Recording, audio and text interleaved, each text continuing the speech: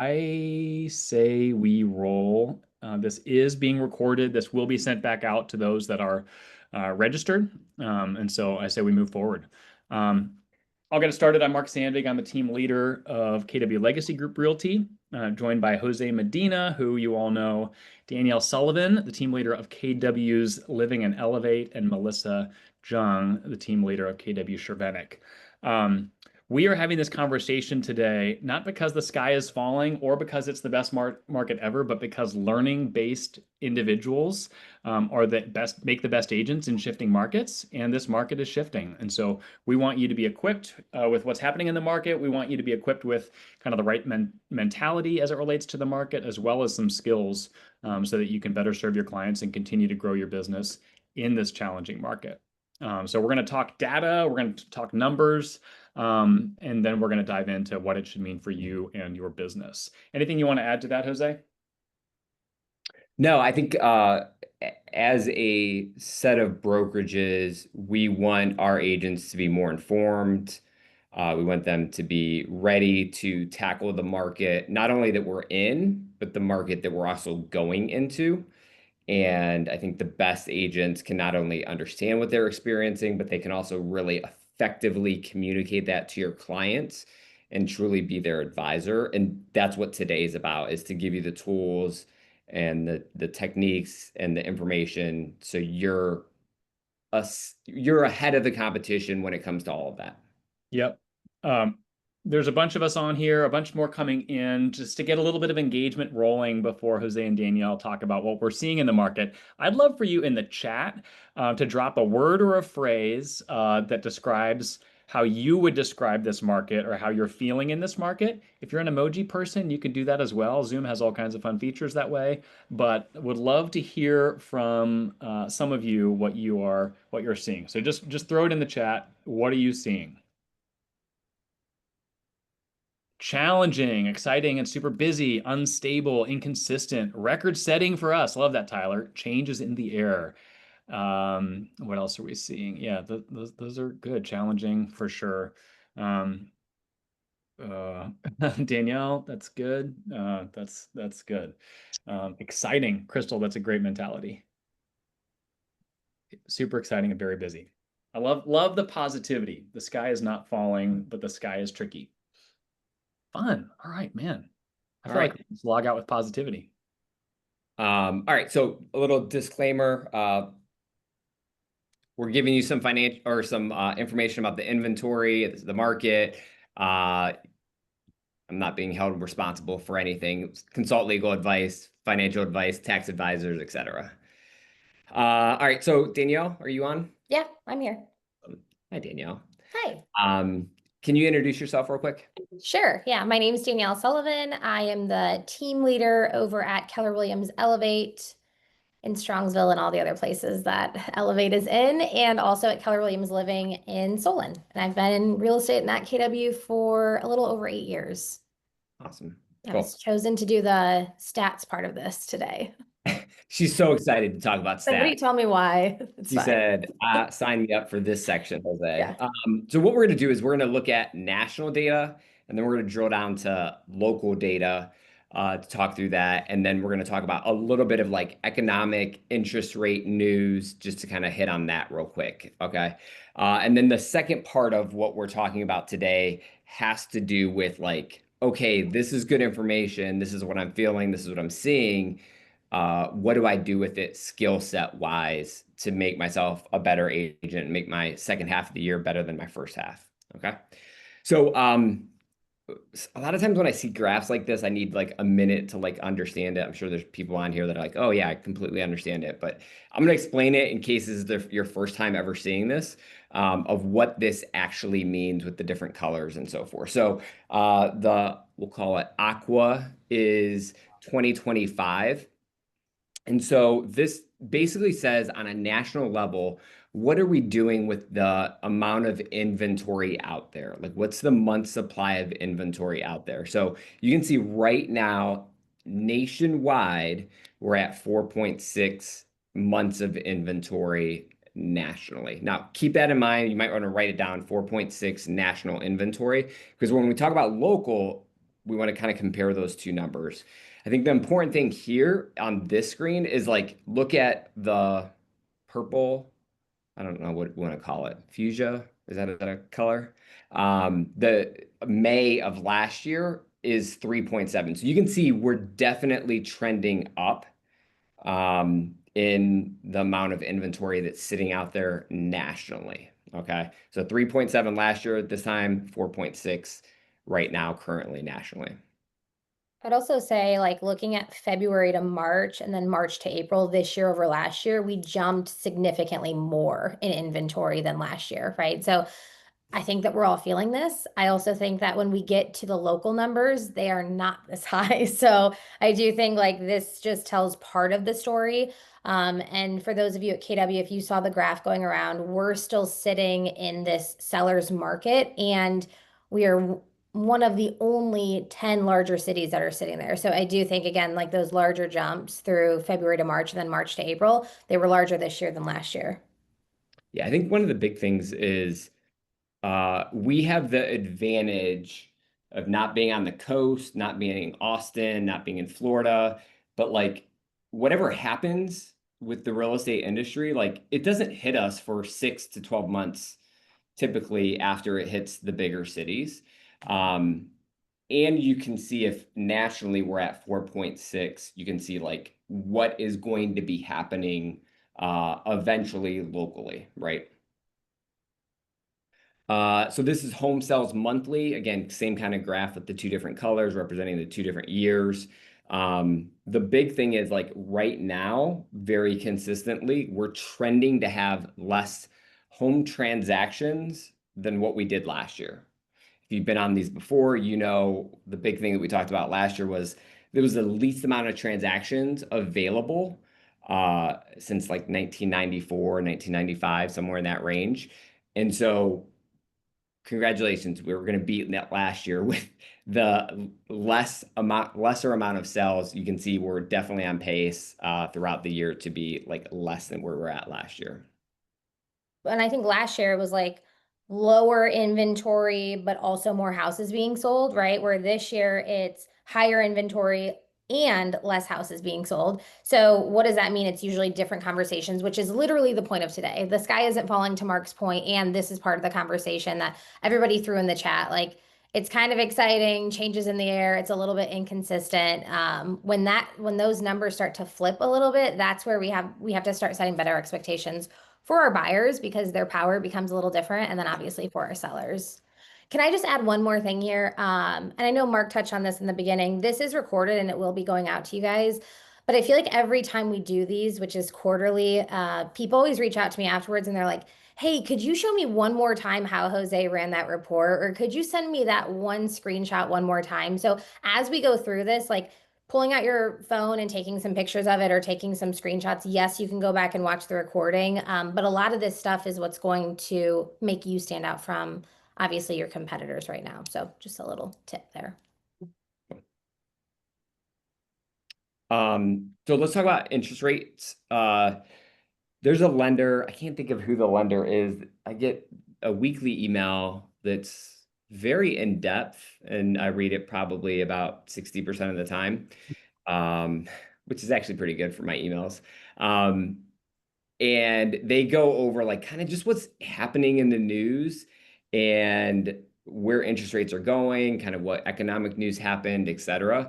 I think we're all kind of sitting here, maybe we aren't, maybe your home buyer or your home seller is sitting there thinking about when are rates coming down? When are rates coming down?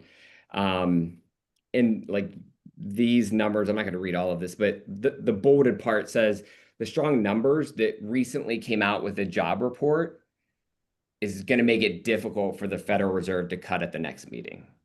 I think right now there's actually like you can bet on just about anything you want in this world. There's like a betting site of like, will the Feds cut the rate in at their next meeting? Like, I'm like, who has time to bet on that kind of stuff?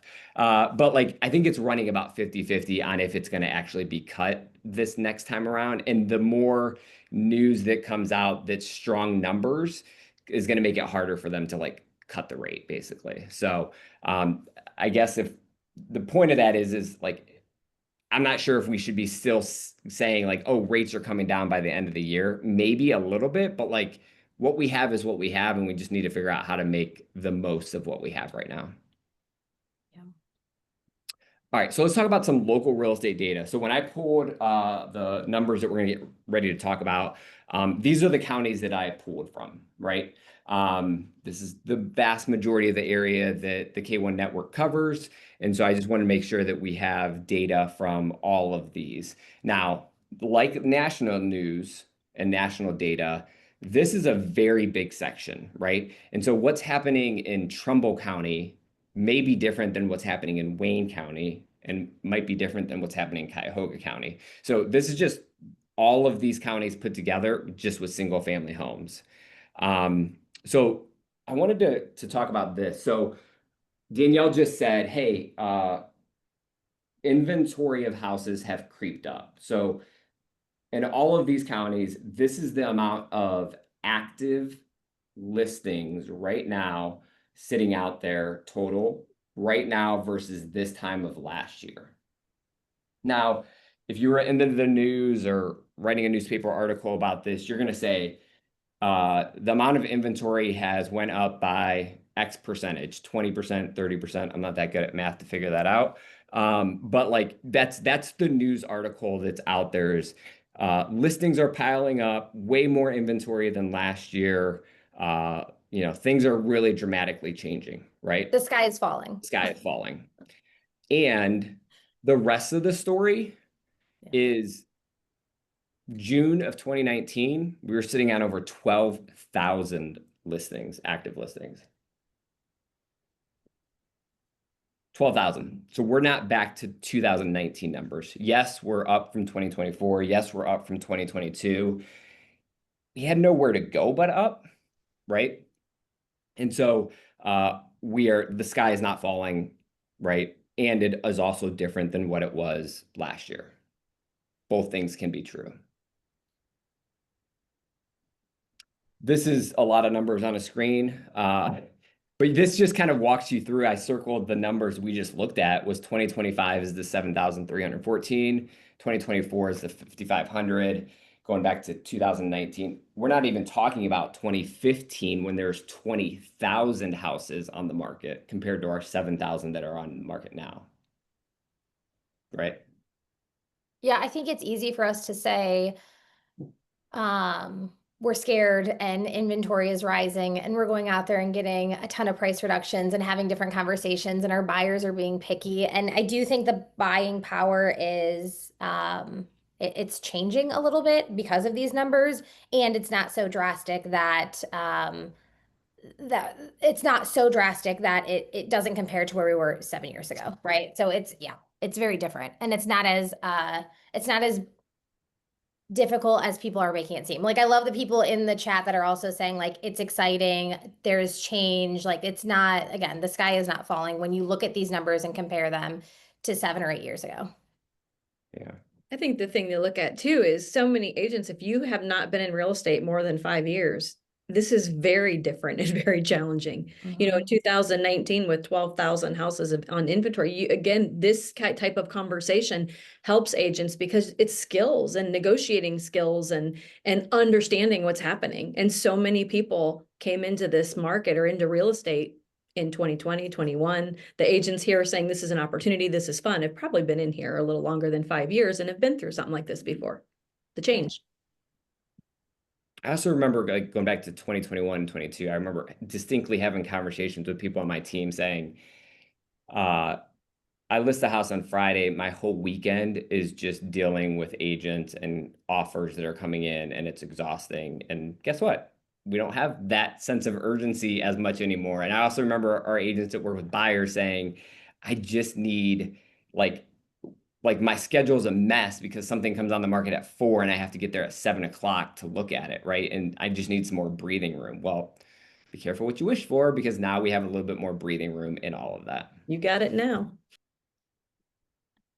Okay, so month supply of inventory, if you were a good student and took notes, someone put in the chat what we said the national supply of inventory was. I have the chat turned off, so I can't see if anybody's actually doing what I asked. But Did anybody actually do it, Danielle? Not yet. Not yet. Bad students. Bad Oh, students. Brent Smith. Oh, we got a few. 4.6. Okay, perfect. So you can see where we're at for June of 2025. Not 4.6, right? Not 4.6. We're at 2 months supply of inventory, basically. Yes, it's up from the last couple of years. And it's still very, very low, as you can see.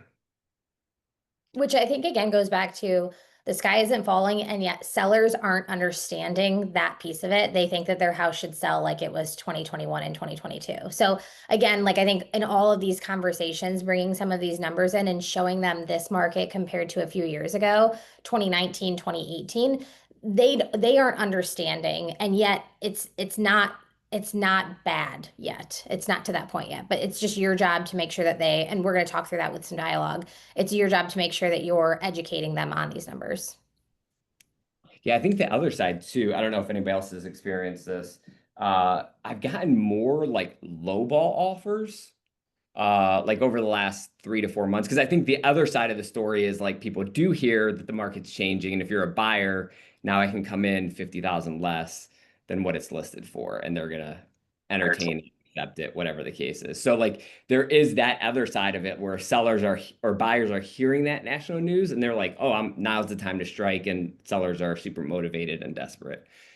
Education is the key to all of this, right?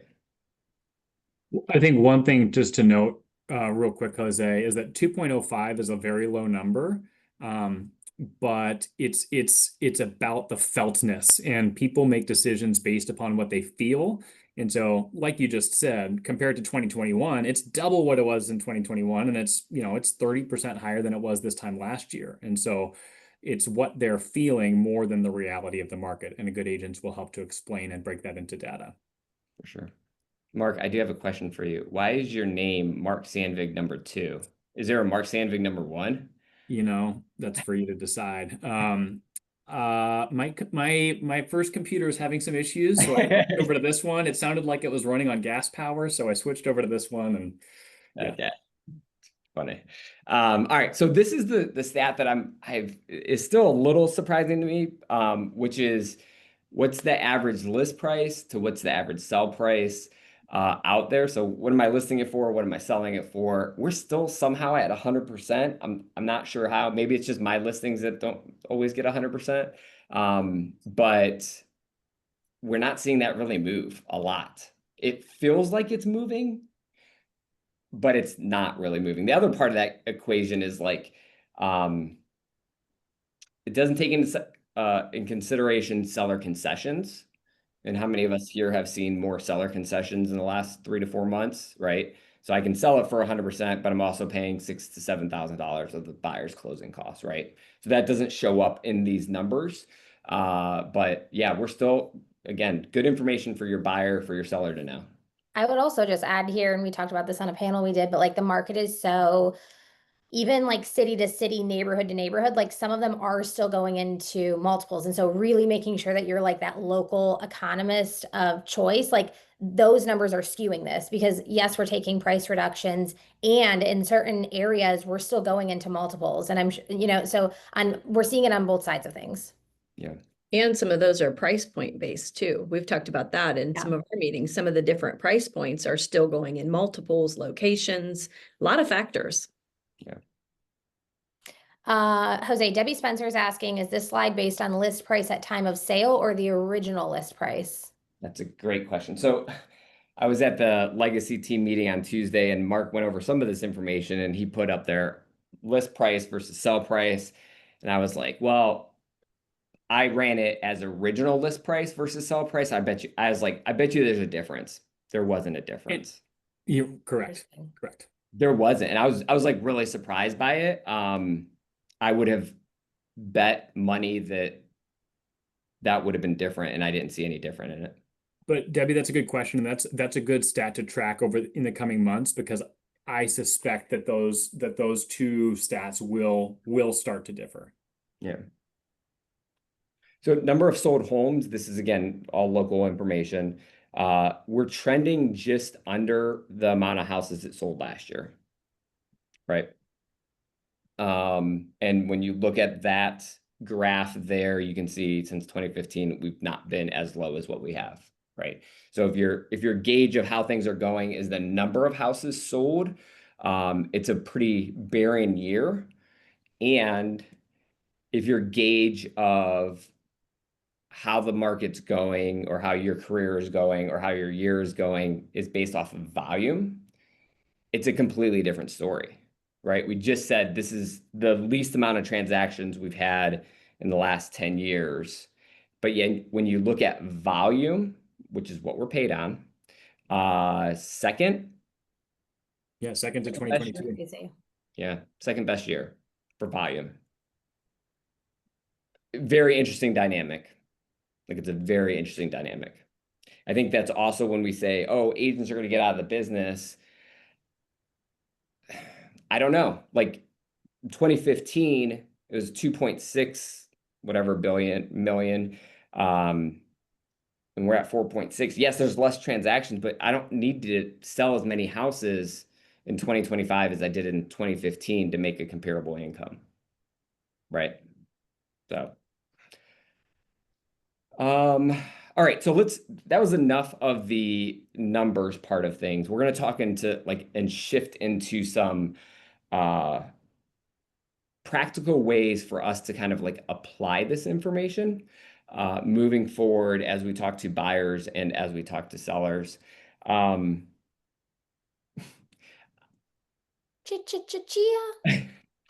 You're So welcome. Jenna, I was talking to Jenna who's putting these slides together, and I was like, I need a graphic that is showed a fast market versus a slow market. And I was like, why don't you do for the slow market or a long-term relationship, do old couple holding hands, like they've been in a relationship for really long. And I said, do a one night stand kind of picture. She was like, how am I going to find a picture for a one night stand? So we settled on the chia pet versus the tree. And I think for me, this is what I have experienced with the change in the market. Prior, things were very fast. Met a buyer, wrote an offer, all done in 48 hours, right? Went out on a listing, got the listing signed, under contract, all within 6 days, right? We're just seeing that our skill set needs to change from that sense of urgency to how do I develop this long-term relationship with this client? If they buy today, they buy 60 days from now, if they list 60 days from now, if their house takes up 60 days long to sell, I need to slow it down and be with them and know that this is a long-term relationship that I'm really focusing in on. I think our best agents have always done that, but it was so transactional for so many years because of the pace of the market. We're really shifting into how can I nurture long-term relationships with my clients and keep them happy for a long period of time. Anything to add, Melissa, Danielle, Mark? I was just going to add here that, and I'm sure that the other team leaders and you and leadership feel this, but in a lot of our conversations with our agents right now, while everybody's feeling the market, the ones that are having some of their best years or are excited about this are the ones that when you ask them where their business comes from, a lot of it is sphere of influence and referrals. So really making sure that even if you are buying leads somewhere, checking in with those leads, keeping consistent databases with those leads, staying in relationship with those people, those agents are the ones that I believe in the next 18 months are really going to punch through this shift because they're staying in those long-term relationships. And I think a lot of our agents that have done that in the right way, and you still have an opportunity to do that, by the way. There's still an opportunity to get into your database. There's still an opportunity to call people and get into better relationships or check in with some of those stale leads that you do have. But I think that the consistent conversations that we're having are people that most of their business come from SOI or referrals. They're not feeling this as hard. Yeah. Good. All right. So let's talk through pricing houses. I think that this is really, really important skill set to have right now. As the market shifts, as we go towards kind of what the nation is doing and catching up to them, pricing houses and the skill set to price a house and the conversation you're going to have with the seller is going to be more critical now than what it ever was. And here's what I mean by that. If I was listing a house 24 months ago and I went in with the seller, the bullseye of the price that was right to put on it was very big. Like, price didn't matter that much, condition didn't matter that much, get a sign in the yard, get it on the market, all of those things. Like, it was just very loose on how to price a house and what it would actually sell for. If that makes sense. Now, what I'm seeing is like that bullseye, it's not teeny tiny, but it's definitely, there's less room for error. If you're pricing it above the market and you have poor condition, I'm not sure you have a shot right now to sell. Right price, but the condition's wrong, it's really tough. I'd say the easier one would actually be price it above the market, but you have condition. You have a really great condition and they're willing to pay a little bit more because of condition. But anymore, like, price and condition have to match, and that bullseye is getting very, very honed in. And so we want to make sure that we talk through how to actually price a house correctly. What's the right way to pull comps? What are best practices around that? So let's talk through what this is. This is not for everyone. This is how I pull comps when I go into a listing. If you have other strategies or other thoughts, feel free to throw it in the chat. I'd love to hear about it. But here's what I would say. Here's how I do it. I do macro MLS stats. What does that mean? If I'm going to go into a property and it's in Streetsboro and it's between 300,000 and 400,000, I want to find out what that Streetsboro $300,000 to $400,000 price range looks like. What's the amount of houses that are actively for sale? What's the amount that have sold in the last 6 months? What's the average days on market for that area in and of itself? Before I look at neighborhood, before I look at anything else, I want to find out that price point, how fast is it moving, and what's my competition. Then I'm going to do it the old-fashioned way, which is a radius, right? So I'm going to put the house here, draw a 1/4 mile radius, draw a 1/2 mile radius, depending on the house. I'm going to look back 6 to 12 months, look at active, compare pending, and solds, and look at that, right? The problem with that is when there's less sales, there's less houses for us to pull from in that radius search, right? The other problem with that is if that's the sole way that we're looking at houses, how many of your buyers come in and say, I want to live within a 1/4 mile of this pinpoint location? That's not how they look, right? They don't look that way. So the radius will tell us a lot, but I also don't know if it paints the full picture. The full picture is a buyer comes to Danielle and they want to buy a house and they're like, I want to live in this school district. I need 4 bedrooms. I need 2-car garage. I need this, and this square footage, etc. So when I'm pulling comps, I do radius, obviously, but I'm also doing similar comparables. So I'm finding stuff that's plus or minus 10% in square footage. I'm finding stuff that has similar garage space, something that is similar with the style of the house, right? Like a ranch versus a 2-story is going to comp out differently. So you want to get like as detailed as you can to say, here's the school district, here's this, and I want to try to find similar comparables with that. The last part that I've started to do recently to be a little bit more proactive is if I'm going into Streetsboro and it's 300,000 to 400,000, I want to find the active houses out there. What else is on the market between 300,000 to 400,000? I'm going to print every single one of them out. I'm going to go over that with the seller because when it comes to pricing, I want to be able to sit with the seller and say, okay, there's this house here, and then there's this house here. I think we might rank in between here because it's starting to be more competitive, and so you have to price competitively with the other comps out there. Any other comments, Mark, Danielle, anybody in the chat? Lisi said, I always use active comps so I know who my competition is. Cindy said, street values and tax values can add some value, but leave no stone unturned when valuating. Those are both helpful comments. Something I think is important when I sold in last time I was selling a lot was in 2019, and I would sit with the seller, like you said, Jose, and show them the active homes that are in their price range. You're entering this market. Where do you think your home fits here? How does your home compare to these? Like, not just here's the home, here's the price. Look at the pictures inside, show them, where do you feel your home fits here? Because then we're deciding together. It's not just me telling you. Absolutely. Such a great point, Melissa. Let them self-discover that. Don't say, well, clearly you're not as nice as that, and clearly you're nice as, let them self-discover, because you don't want to be the one saying that their purple carpet's ugly. Right. To be. Then they're more on your team. Like, together as a team, we're deciding this, and you guys are going to talk about next steps, how we talk about that if we have to reduce, but we've decided together based on the market. It's the market showing us, not me telling you what your home is worth. Yeah, it's a conversation, not a presentation at that point. Exactly. Correct. Yeah. Jose, Brent asked, do you do anything with square foot pricing? No. And this is probably unpopular. There's 140 people on here. It's probably an unpopular opinion. But let's say I'm looking at similar comps. There's still just a lot of variables I can't put into the equation, meaning, is the basement finished?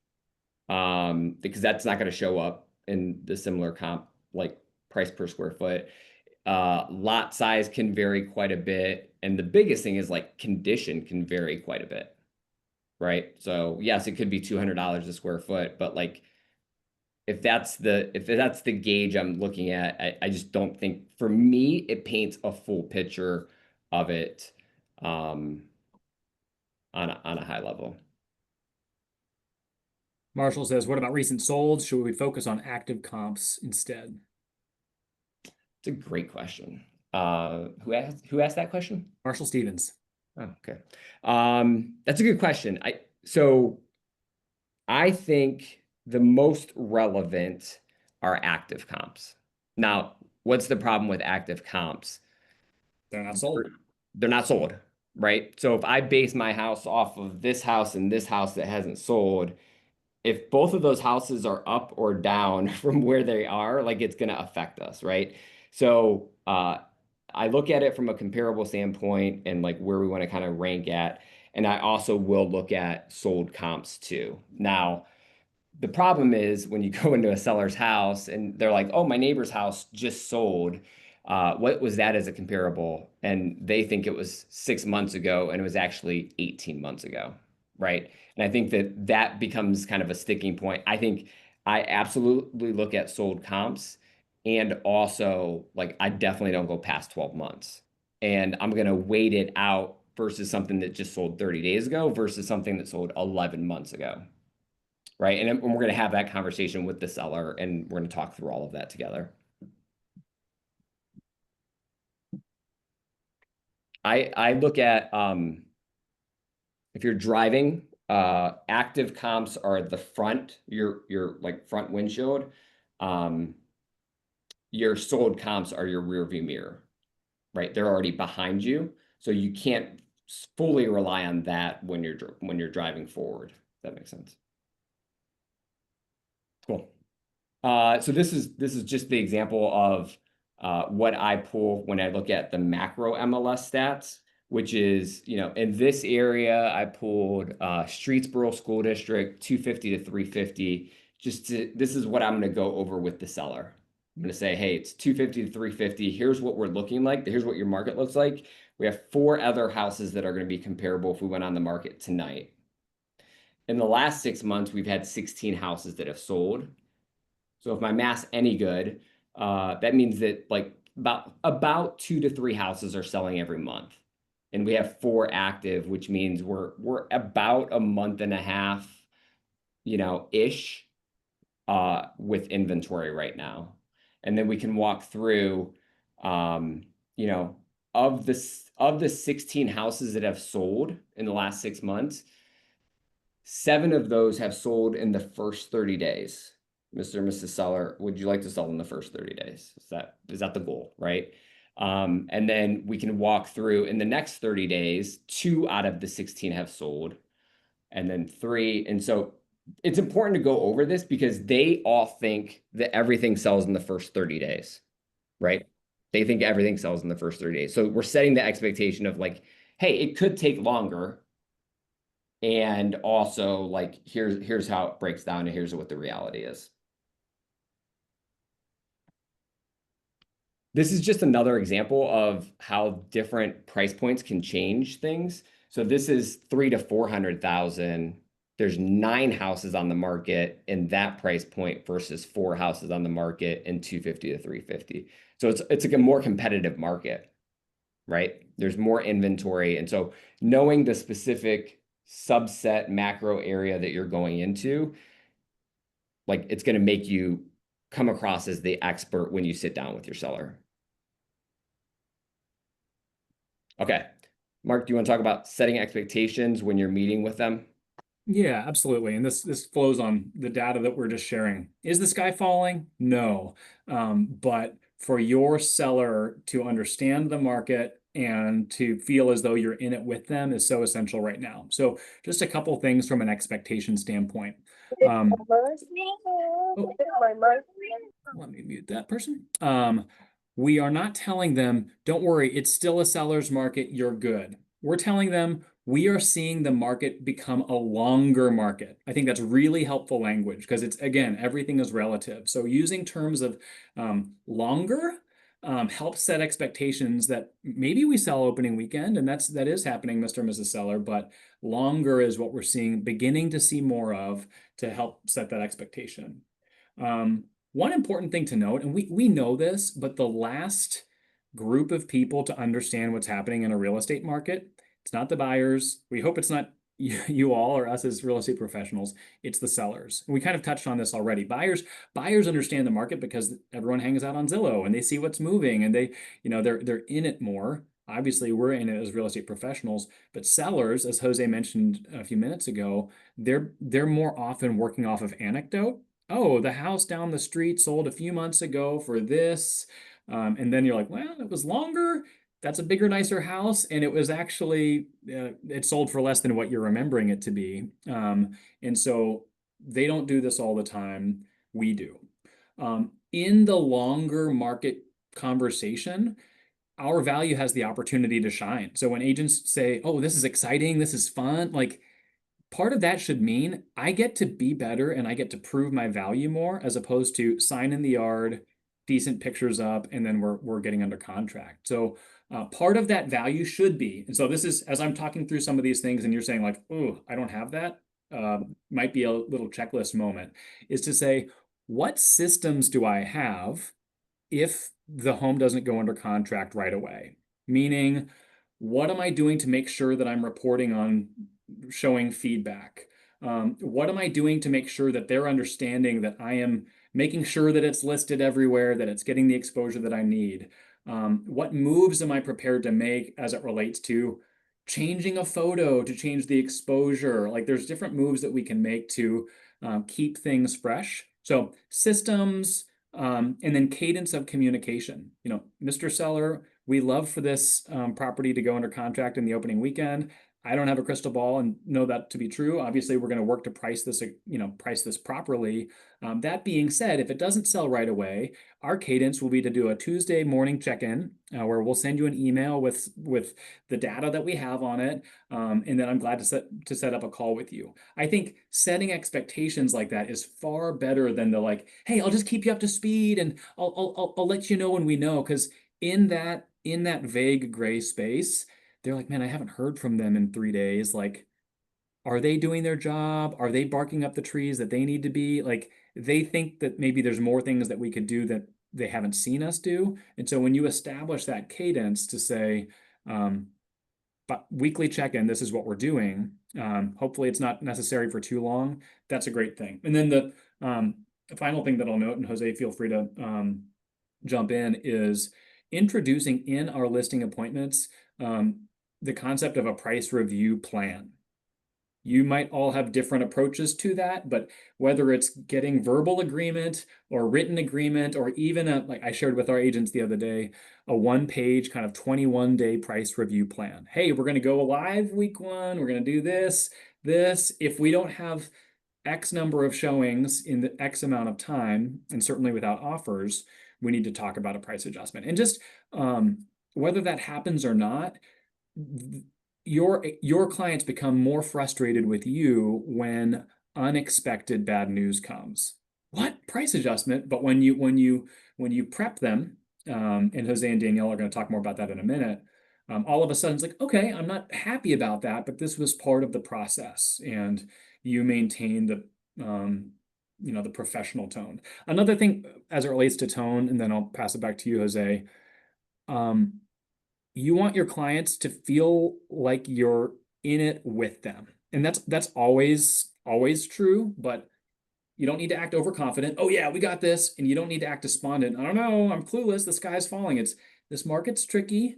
We're working hard, and I'm in this with you. It's a partnership. I'm doing stuff, you're doing stuff, we're working together in that. So those are just a few notes. It's us versus the market. It's us versus the market. Yeah. So I'm curious if you could throw in the chat, people that have experience taking listings, what is your expectation around days on market or amount of showings that you're setting at the listing appointment before you go in for a price adjustment? Like for me, I often talk to them about you get some sellers that are like, call you after 3 days on the market and like, hey, we haven't sold. Do we need to do a price adjustment? I always say 2 weekends. I would say 2 weekends, unless we fall flat on our face and we're like, don't get any showings. I'm always pushing for 2 weekends of activity before we reassess on where we're at with the market. The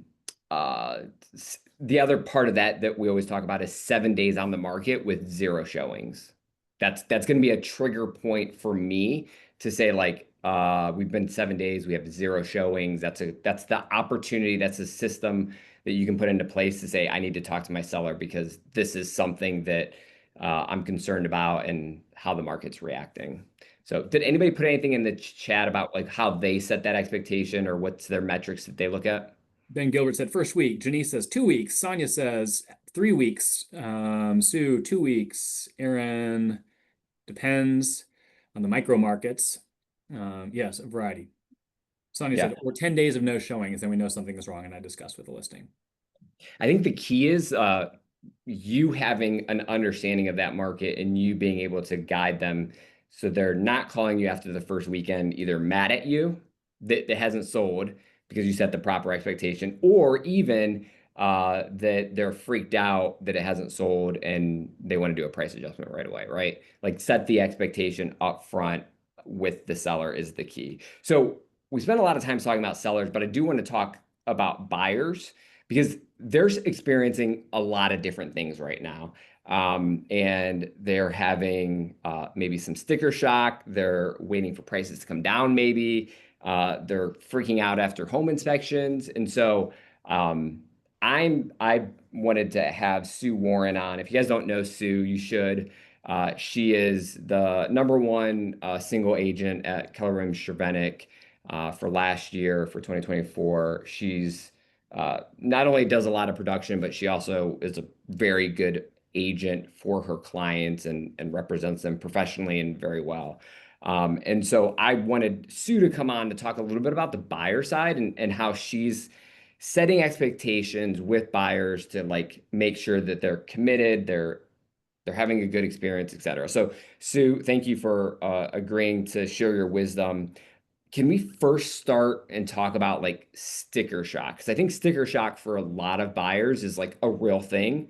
Like, how are you setting expectations around interest rates, pricing, what they're going to see in the market when they start to look at houses?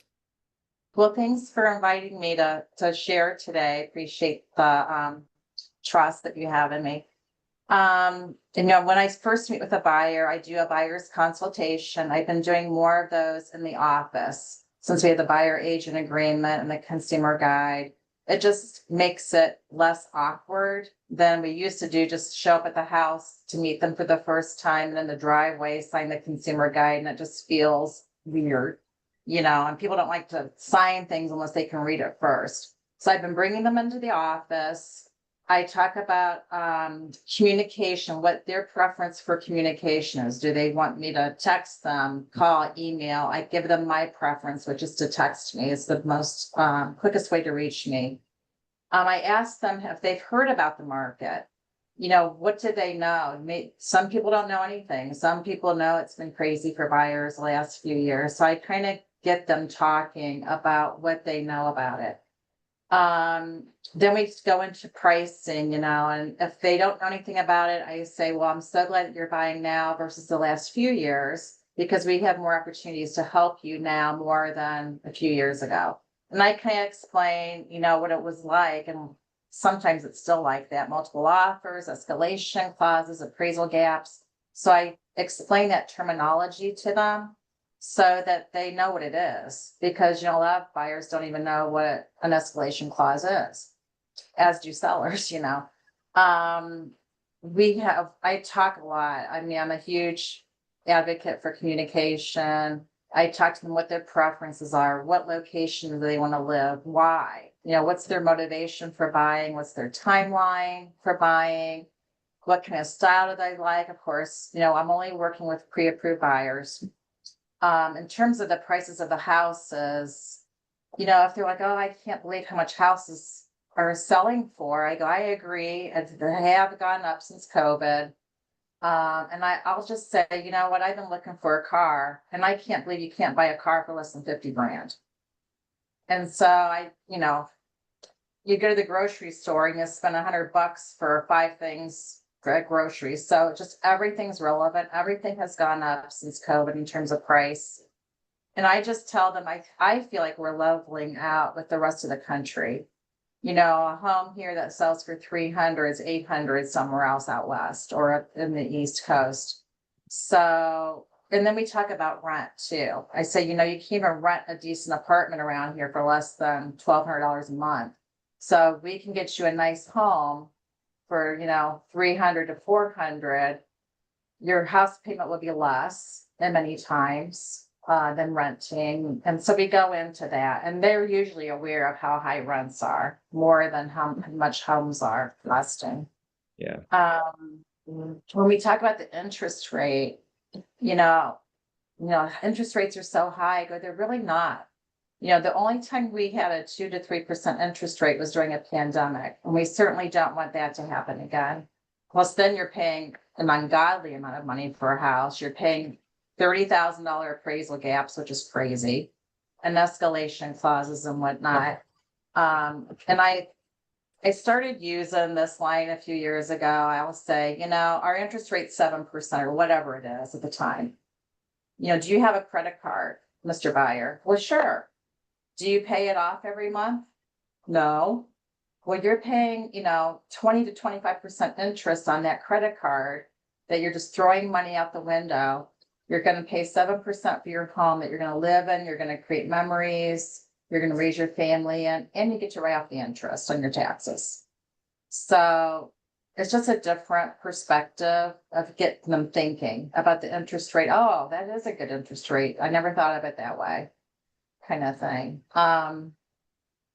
In terms of inspections, you know, when we get to that process, I really share with them that no home is perfect. Even if you build a new construction home, you're going to go through it, the walkthrough, and you're going to have a 10-page punch list of things that aren't right. The painting's not right. The, you know, whatnot isn't right. The carpet needs stretched or whatever is wrong with the new construction home. So I really try to educate them. Let's just focus on health and safety issues. That the inspector's job is to find all kinds of stuff wrong with the house, and you're going to have that anywhere you live. So that kind of takes the squealies out of other, you know, feeling. And I like to do the credit, you know, like instead of asking the seller to fix a bunch of stuff, let's just ask the seller for a credit towards your closing cost. I call the lender and I say, you know, how much can we utilize towards their closing cost? If it's 5,000, 7,000, whatever it is, then we'll ask for that. And I've been really successful with doing that this year. Just get a credit buyer can have their dad fix it if they want. They can choose their electrician or whatever the case is. And, you know, when they do get squealish, you know, what made you love this home enough to write an offer in the first place? and kind of bring that motivation back to them. So I'm always talking to them Yeah. and holding their hand through the whole process. The two things I really like, Sue, about what you said is the buyer council in the office. To me, it kind of sets the stage like this. I'm a professional.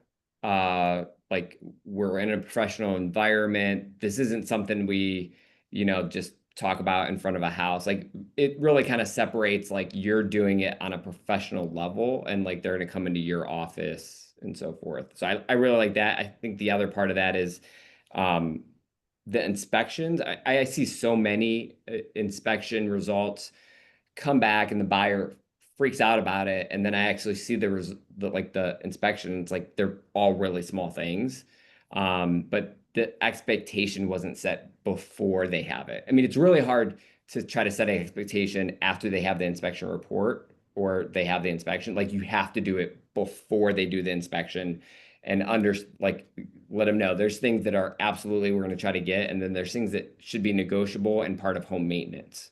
But doing that before the inspection is the critical part. Yeah. And I go through all that with them at the consultation, like here are the steps of buying a home. And I don't get real detailed with everything because it's overwhelming. There's a lot to buy in a house. Yeah.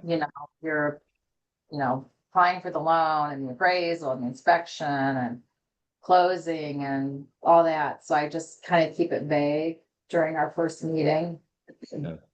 So I don't overwhelm them. Yeah.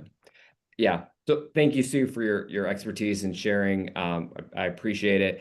I do think that if more agents can approach it that way, we'd have a lot less deals falling apart, right? And we'd be able to bulletproof the transactions a little bit better, have a better client experience. And so hopefully you guys wrote down some notes of things that you can tweak in your business or add to your business based off of what Sue said. Thank you, Sue. Oh, you're welcome. Thank you. All right, so we're gonna speed up a little bit. We have a couple other things that I want to hit on. The big thing is like, okay, so you take the listing and then how do I get the price adjustment? We were just talking about this the other day on my team. Like we haven't had to do a lot of price adjustments in the last couple of years, right? And so this is a script that I've used before that I use with clients on how to work with the seller to make sure that if we didn't get it right when we hit the market, how are we adjusting to what the market is telling us to ultimately get the most that the market will bear and not have the house sit on the market for a really long time. So you can take a screenshot of this. You can scan that QR code. That'll take you to the exact script. But what I would say is like the skill of a price adjustment needs to happen before you get on the call. Like the first time you're saying something to someone shouldn't be like when you're with a client. You should have practiced this conversation before you've actually talked to the client, right? And so we just wanted to provide this tool for you. Feel free to screenshot it, use the QR code, and so forth. Okay, so the team leaders are going to take us out with a couple kind of suggestions as we kind of like adjust to this market. Do we have like graphics or something? Oh yeah, there we go. Okay. Mentality. So I think you guys covered it. Those who had positive energy when we got started. This is an eye of the tiger moment. I've shared that before in our team meetings. Tough markets create strong agents or creates agents who get out. And I think just the resolve, hey, I'm a tough agent that I'm excited to provide more value to folks. An accountable mentality as opposed to a victim mentality. This market is happening for me and my business, not happening to me and my business. And so mentally waking up each day saying, there's real opportunity here. As Sue touched on, this is true for both buyer and seller time. I'm going to step into it. So it all starts with mindset. Perfect. All right, and I'm going to take it with intentionality in your database. A few things we've talked about in this call is transactional versus relational, nurturing relationships. Your database is where you're going to find repeat clients that come from people who like and trust you. So I know most of you have a database, and we talk about database a lot, and some agents are like, yeah, I have a smart plan set. Here's the thing. Uncertainty is real. And we've talked about that in this conversation. So communicating with your database intentionally. First thing you want to do is clean it up and organize it. Go through your CRM. Do you have duplicates? Add tags. Who are these clients? You know, somebody said I have 1,500 people in my database, but are those 1,500 people that if somebody said your name, they would know you? Those are the things you want to know. Add tags for that. Are they a first-time home buyer, an investor, an out of state? Categorize the relationship and start reconnecting, guys. Call or text 10 people from your database a day. When you're sending something to them, a smart plan, or you're reaching out, deliver value. All these slides we've just talked about, all this information on this call, monthly market updates that are local to where they're looking, or to, if they're not looking right now, to the area they live in. Home equity checkups. This is a big one a lot of our agents have been doing. It's letting them know how much equity they've gained. You're not asking them to buy or sell. Would you like to know how much equity you have in your home right now? A vendor list. That's a value thing right now. I'm not asking you to buy or sell, but are you looking for homeowner resources? Maybe a PDF with your partners. Quarterly home maintenance tips. Just really think about what is it that people in my database that would know you, like you, refer you to their friends, their neighbors, their kids. You know, what is it that you can share with them in your database that brings value? Social media too. Use your social media and integrate that with your CRM, whether it's Command or whatever CRM you're using. See who's engaging with your content on social media. Use that CRM to track those conversations. And last thing I want to say is when you do ask for business, ask for it authentically. Who do you know that might be thinking about a move this year? Is there anyone I should be helping? You know, not that who do you know is looking to buy, sell, or invest in real estate? You want it's again, this is relational. We're moving from transactional to relational, and you want to nurture these relationships. And your database, guys, is where it's at. You just want to really be intentional with the information you're providing.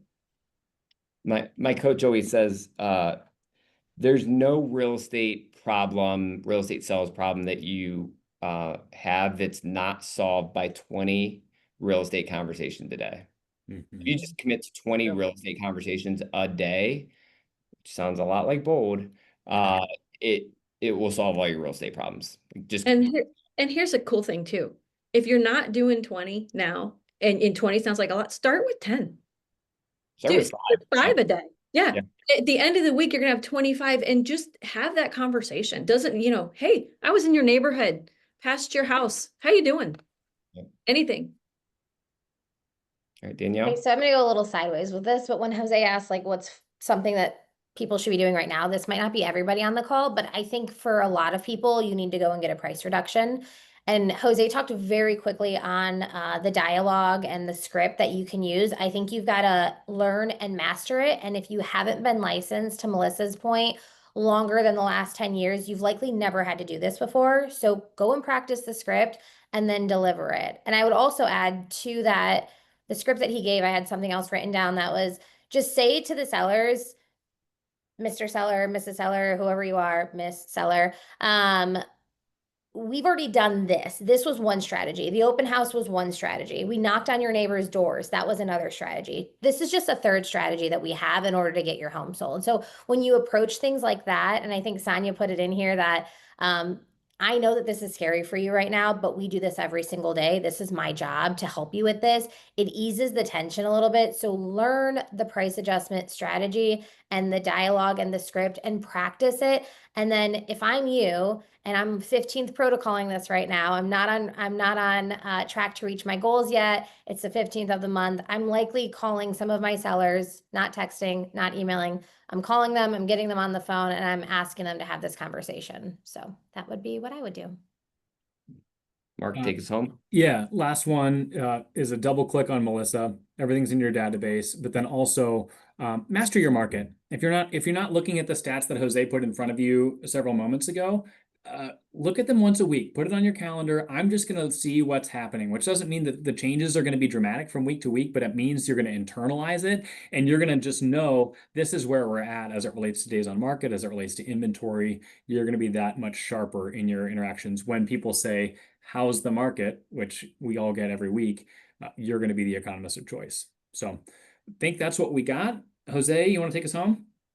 Yeah, I think if you guys have any questions, you can unmute or you can throw it in the chat. The last thing I do want to point out, but this is only a couple weeks away, is Summer Masterminds. So Summer Masterminds was created so not everyone has to go to Austin or San Antonio for mega agent camp. That's expensive and time consuming, and we have families and all of the things.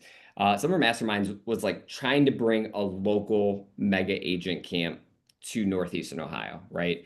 And so it's all the 7 brokerages throughout Northeastern Ohio giving of their time, energy, their top agents, and sharing wisdom.